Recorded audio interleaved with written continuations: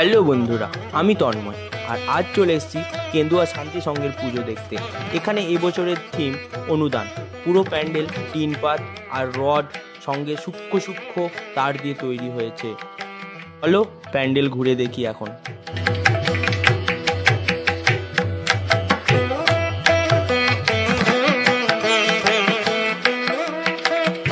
শিল্পীর আইডিয়া দেখে সবাইকে অবাক হতেই হবে এখানে।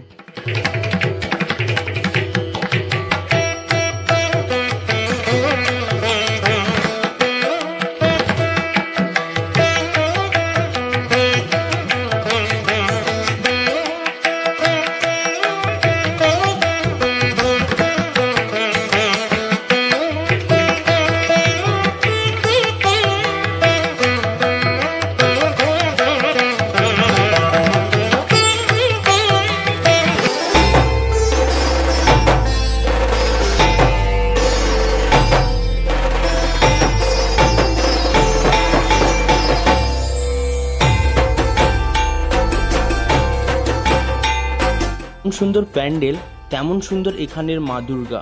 পুরোটাই ভাবনার বাইরে, জাস্ট ওয়াও।